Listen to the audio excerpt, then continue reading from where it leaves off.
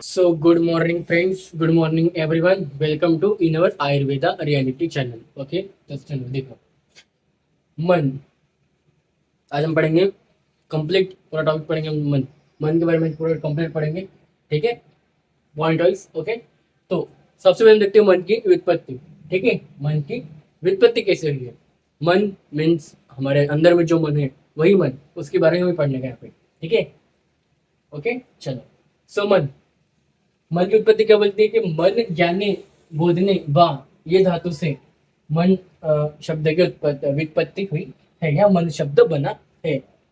ठीक है, मतलब सत्व शब्द में सत धातु में त प्रत्यय लगाकर बना है, जिसका अर्थ है अस्तित्व या ज्ञान। अब जो मन है इसका अर्थ क्या हो गया, एक तो अस्तित्व या तो ज्ञान। ठीक है, ओके। तो मन व्युत्पत्ति कैसे हुई है, मन ज्ञाने बोधने वा इस धातु से मन शब्द की उत्पत्ति हुई है, मन शब्द बना है। और मन का अर्थ क्या होता है, इसमें इस व्युत्पत्ति में मन शब्द का अर्थ लिया गया है या तो अस्तित्व या तो ज्ञान।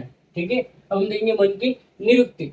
व्युत्पत्ति होगी अब निरुक्ति। ठीक है, मन्यते ज्ञायते अनेनेति मन, इसके दो निरुक्ति है। मैंने यहाँ पे एक निरुक्ति लिखा है और एक निरुक्ति आपको नोट्स पे रहेगी, वो पढ़िएगा। ठीक है, तो मन्यते ज्ञायते अनेनेति मन। ठीक है, इससे क्या मतलब कि जो ज्ञान तक ले जाता है, जिसके द्वारा ज्ञान प्राप्त होता है, जो ज्ञान तक ले जाता है या जिसके द्वारा ज्ञान प्राप्त होता है, उसे हम बोलते हैं मन। ठीक है, ये निरुक्ति बोलती है कि मन्यते ज्ञायते अनेन इति मन, मतलब जो ज्ञान तक, मतलब जो हमें एक ज्ञान, एक प्रॉपर आंसर तक हमें लेके जा रहा है या प्रॉपर आंसर हमें ले दिला रहा है, उसे हम क्या बोलेंगे, मन। ठीक है, व्याख्या। देखो व्याख्या आपके शायद नोट्स पे नहीं रहेंगी, ये मैंने एक बाहर से मैंने व्याख्या निकाले। ओके, बाहर से मैंने एक व्याख्या नोट किया है, दैट इज उभयात्मकम मन। ठीक है, उभयात्मकम मन। ठीक है, ओके। और इन दोनों का रेफरेंस का जो निरुक्ति का रेफरेंस है वो शब्दकल्प पद्रुम। ठीक है, और व्युत्पत्ति का तो रेफरेंस होते नहीं है। ठीक है, व्याख्या की हम बात करें उभयात्मकम मन, इसका भी शायद शब्दकल्प पद्रुम लिख देना आप। ठीक है, उभयात्मकम मन क्या, जो मन उभय है, उभय मीन्स फ्रेश, एक बार हम इसको फ्रेश से कंपेयर कर सकते हैं। ओके, जो मन उभयात्मकम है, मतलब जो उभय है, जो मन उभय होता है उसे हम क्या बोलते हैं, मन कहते हैं। ठीक है, ये होगी मन की व्याख्या हो गई। अब हमने क्या क्या देखा, व्युत्पत्ति देखा मन की। ठीक है, और मन की हमने क्या देखा, निरुक्ति देखा, फिर मन की व्याख्या देखा। अब लेंगे मन के पर्याय। अब हम मन को कौन कौन से वर्ड्स में क्या क्या बोल सकते हैं। देखो मन को हम बहुत सारे वर्ड्स बोल सकते हैं, मैंने आपको 4-5 लिखे, अब बाकी के आपको लिखना पड़ेगा। ठीक है, आपके मन से और क्या क्या लिख सकते हैं। ठीक है, मन को क्या क्या बोल सकते हैं, जैसे कि मैंने यहाँ पे लिखा है मन को क्या बोल सकते हैं, चित्त बोल सकते हैं। ठीक है, और क्या बोल सकते हैं, हृदय बोल सकते हैं, और क्या बोल सकते हैं, स्थान बोल सकते हैं। फिर हम क्या बोल सकते हैं, हृदय और मनस, यह शब्द यह वर्ड्स हम मन को बोल सकते हैं। फिर हम बात करें मन के स्थान की, तो मन का स्थान हृदय एवं मस्तिष्क बताया गया है। ये तो एक तो मन मस्तिष्क में हो गया, तो हृदय भी होता है। दोनों भी कंडीशन में, दोनों भी जगहों पर मन अपना स्थित होता है। ठीक है, तो बात करते हैं मन की उत्पत्ति। देखो मन की उत्पत्ति, अब देखो इसका आपको थोड़ा डिटेल में लिखना पड़ेगा। मैंने आपको बस इतना लिखना है। मन की उत्पत्ति, देखो अलग अलग दर्शन के अनुसार, साइंटिस्ट के अनुसार नहीं बात करें, पहला सांख्य दर्शन के अनुसार मन की उत्पत्ति कैसे हुई है, सात्विक अहंकार से राजसिक अहंकार तक हुई, मतलब सात्विक अहंकार से हुई है। सांख्य दर्शन के अनुसार मन की उत्पत्ति और किससे हुई है, राजसिक अहंकार, सात्विक अहंकार से। और वशिष्ठ के अनुसार परमाणु से। और आयुर्वेद के अनुसार मन को नित्य माना गया, उसकी कोई उत्पत्ति नहीं मानी गई, लेकिन उसको नित्य माना गया मन को एक प्रकार का। ठीक है, बस।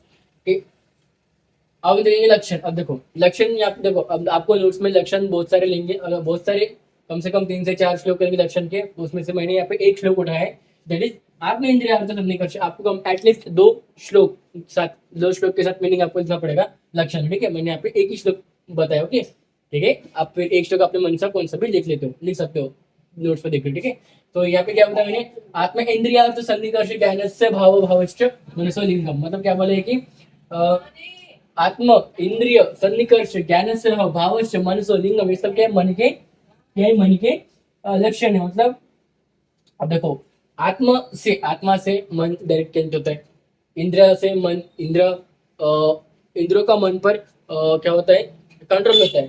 ठीक है, सन्निकर्ष मतलब इनका सन्निकर्ष होने से क्या होता है, ज्ञान का निर्माण होता है। इंद्रिय और आत्मा का सन्निकर्ष होकर ज्ञान का निर्माण होता है। आत्मा और इंद्रिय का सन्निकर्ष किस तरह से हो रहा है, मन की मदद से आत्मा और इंद्रिया का सन्निकर्ष, संयम होकर ज्ञान से भाव, ज्ञान का निर्माण हो रहा है, भाव का निर्माण हो रहा है। ठीक है, और एक प्रकार का वो एक सब्जेक्ट बन रहा है, ठीक है, सब्जेक्ट को लिंगम कहते हैं। ओके, एक प्रकार का वो सब्जेक्ट निर्माण कर रहे हैं उस भाव के बारे में या उस ज्ञान के बारे में, ठीक है। फिर हम बात करेंगे, हो गया हमारा लक्षण। ये मैंने बस यहाँ पे एक ही श्लोक लिया, आपको और लिखना पड़ेगा साथ में, ठीक है। ये वशिष्ठ दर्शन का श्लोक है, ओके। आत्मेंद्रिय सन्निकर्ष, फिर आपको कंपलसरी लर्न करना है, ओके। फिर हम देखेंगे मन के गुण। ओके, मन के गुण क्या, देखो चरक के अनुसार मन के दो ही गुण है, अनुत्व और एकत्व। अब अनुत्व मतलब क्या होता है कि मन का परिमाण अनु है, मतलब अनु छोटा, मतलब आत्मा इंद्रिय और इंद्रियात्मा के संयोग से ज्ञान होता है। और एकत्व मतलब मन के संयोग एक है, मन आदि अनेक एक ही समय में इंद्रियों के संयोग कर एक ही साथ सभी इंद्रियों को ज्ञान किया जाता है। तो क्या बोले, देखो अनुत्व मतलब छोटा, मीन्स मतलब उसमें बहुत सारे छोटे छोटे इंद्रिय, छोटे छोटे महाभूत, ये सब आकर जो ज्ञान हमें मिलकर निर्माण, जो ज्ञान निर्माण होगा उसे हम बोलेंगे अनुत्व। एकात्म मतलब कि एक साथ इंद्रिया भी, आत्मा भी, शरीर भी एक साथ आकर संयोग होकर जो ज्ञान का उत्पत्ति कर रहे हैं। ओके, ये छोटे छोटे फॉर्म्स में नॉलेज का फॉर्मेशन कर रहे हैं। ये डायरेक्टली एक साथ आकर, एक ही जगह पर एक साथ आकर ये नॉलेज का फॉर्मेशन कर रहे हैं। ओके, फिर प्रशस्त पद के अनुसार आपको पता है संख्या, परिमाण, प्रतिगत, संयम विभाग, परत्व, अपरत्व, संस्कार, ये प्रशस्त पद के अनुसार। ओके, फिर हम बात करते हैं विषय। विषय, आप मन के विषय कौन कौन से, देखो आपको ये डिटेल लिखना पड़ेगा। चिंता क्या है, पूरा डिटेल में, विषय क्या है, वहाँ क्या है, ध्येय क्या है, संकल्प। मैंने यहाँ पे बस इन सबके नाम लिखा है, मन के विषय के नाम लिखा है। आपको थोड़ा बहुत आपको हर एक को एक्सप्लेन करना पड़ेगा मन के विषय में। ओके, चिंता मतलब क्या होता है, देखो अब चिंता मतलब क्या होता है, देखो पहला विषय मन का, दैट इज चिंता, मीन्स ये करना ही चाहिए या ये नहीं करना चाहिए, ऐसे विषय, ऐसी चिंता में पड़ जाना, इसको बोलेंगे चिंता। मतलब ये करना चाहिए, ये नहीं करना चाहिए, ये चीज करना चाहिए, ये चीज नहीं करना चाहिए। अब इसमें से हमारे कंफ्यूज, हम बड़ी हम चिंता में, ठीक है। ये हो गया पहला विषय चिंता। विचार है मतलब सोच समझ के क्यों ही काम है या कार्य, जो हम सोच समझ के विचार और विमर्श करके जो कार्य करते हैं वो आ गया विचार में, ठीक है। उहा मीन्स जो विषय जो विषय इस संभावना के आधार पर प्रस्थापित किया जाता है। जो विषय को किसी एक संभावना, मैंने एक संभावना दी है, उस संभावना के अनुसार मैंने उस विषय को वहां पर रखा है या उसको प्रस्थापित किया है उस किसी चीज के साथ। तो मैंने एक संभावना लगा कर किया, ओके, ना वो कंफर्म है, ना वो गलत है, ना वो सही है, लेकिन मैं एक संभावना लगाकर वो विषय को वहां पे स्थापित या प्रस्थापित किया गया, ठीक है। ध्येय मतलब कि भावना ज्ञान के विषय को ध्येय कहते हैं। देखो अब जो हमने प्रस्तावित किया संभावना से, अब संभावना में जो भावना हमने की है वो भावना से अब जो प्रस्तावित की कर चुका है हमने उस संभावना के आधार पर, फिर वो जो ज्ञान मिलता है या जो भावना है, उस ज्ञान और भावना से जो हमें ज्ञान मिला है या हमें जो विषय प्राप्त होता है, ठीक है, तो वो होता है, क्या होता है, देह होता है, ठीक है। फिर संकल्प मतलब किसी विषय का यह निर्णय करना है तो वह गुणयुक्त या दोषयुक्त संकल्प कहलाता है। अगर किसी विषय का निर्णय करना है, संकल्प में क्या होता है कि निर्णय करना, तो या तो वो विषय या तो दोषयुक्त होगा या तो सही होगा, या तो गलत होगा या तो सही होगा, ठीक है, सिंपल सिंपल भाषा में। ओके, तो हमने क्या क्या देखा, चिंता है, चिंता करना, विचार विचार विमर्श करके हुआ मीन्स, ठीक है, संभावना, ध्येय मीन्स जो संकल्प, ध्येय मीन्स जो भावना और ज्ञान से उत्पत्ति होती है, संकल्प जो हम निर्णय करते हैं, ठीक है। अब हम देखेंगे नेक्स्ट पॉइंट।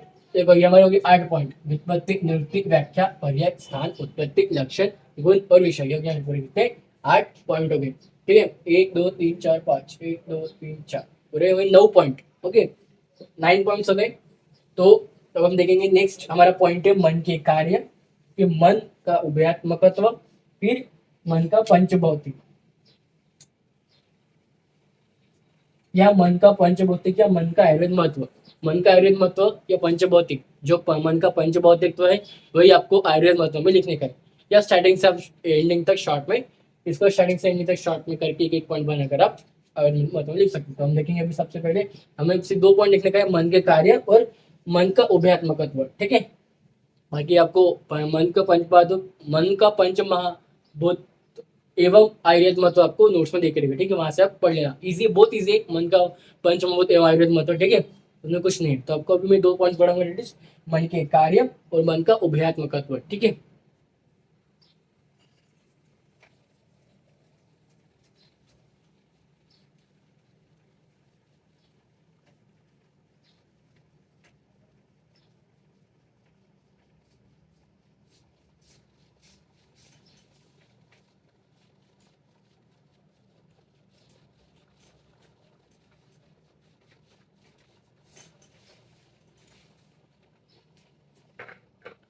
मन के कार्य।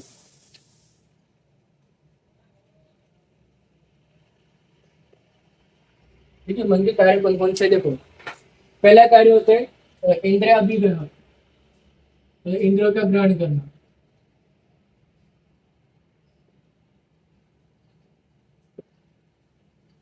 दूसरा कार्य होता है ऊहा। तीसरा कार्य होता है स्वस्य स्वस्य अभिग्रह। चौथा कार्य होता है विचार। विचार कार्य होते हैं मन के। ओके, पहला कार्य क्या बोलते हैं, इंद्रिय अभिग्रह मतलब मन इंद्रियों में स्थित होकर उन्हें अपने अपने विषय में प्रेरित करता है और विषयों में और अहित विषयों से दूर करता है। कौन? इंद्रिय अभिग्रह मतलब अपने अपने विषय के लिए वो प्रेरित करेगा और अहित विषयों के लिए वो उसको दूर करेगा, मन को उस विषय से। स्वाभिग्रह मतलब कि मन का अहित विषयों से अपने आप को रोकना। स्व से अभिग्रह, अभिग्रह मतलब मन को अहित विषय के ओर ले जाने से रोकना। ये क्या होता है? स्व से अभिग्रह। वह मीन्स मन सभी संभावना के आधार पर ही तर्क वितर्क विचार करता है। ठीक है, और विचार मीन्स मन हित अहित का विचार करता है। ओके, बस इतना ही चाहिए हमारे मन के कार्य। अब देखिए मन का उभयात्मकत्व। मन का उभयात्मकत्व,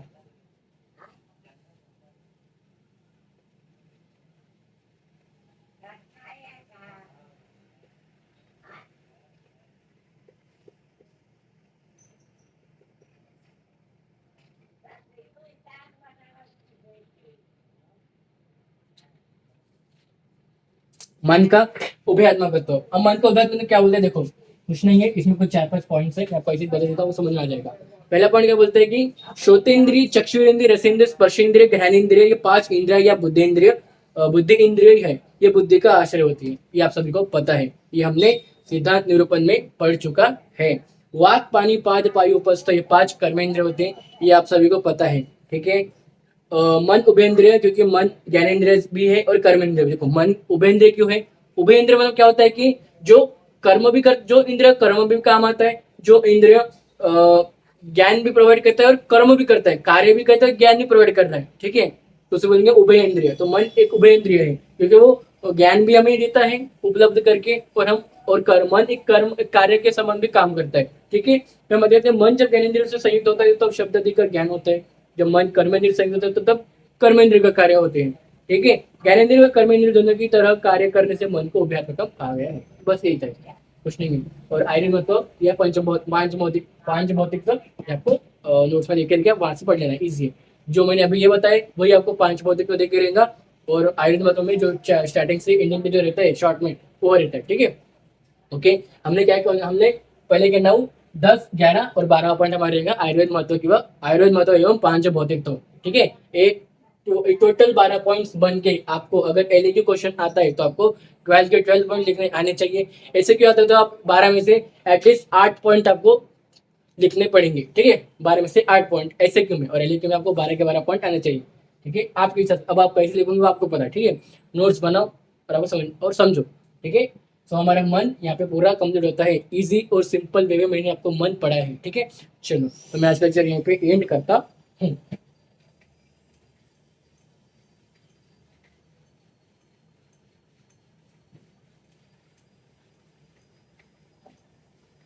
सो आप सभी को पता है कि हमारा यूट्यूब चैनल शुरू है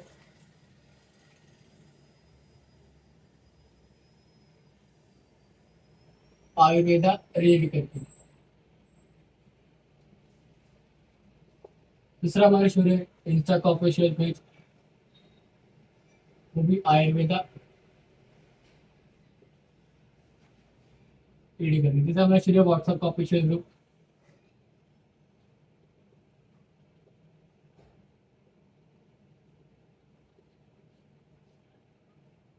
BMS फर्स्ट ईयर नुक्सान लेक्चर्स। चौथा हमारा शुरू है इंस्टा का ऑफिशियल ग्रुप, इंस्टा मतलब टेलीग्राम का ऑफिशियल चैनल शुरू होगा। उसका भी नाम सेम है, BMS first year notes lectures. Okay, मैंने यूट्यूब चैनल में डेली लेक्चर्स आता हूँ और आपको लेक्चर्स के अपडेट्स आते होंगे। तो आपको क्या करने का, लाइक करने का, सब्सक्राइब करने, फ्रेंड्स को शेयर करने का है, ओके। और इंस्टा में लेक्चर्स के अपडेट्स आते हैं, और टेलीग्राम और व्हाट्सएप में daily video link of lectures आपके नोट आते रहते हैं। और मैं व्हाट्सएप में आपके डाउट को भी डिस्कस करता तभी तभी, ठीक है। सो आपको ये व्हाट्सअप, इंस्टा, टेलीग्राम के लिंक आपको इस चैनल के डिस्क्रिप्शन, इस वीडियो के डिस्क्रिप्शन बॉक्स में आपको मिल जाएंगे, तो जाकर ज्वाइन कर लो, ठीक है। So thank you.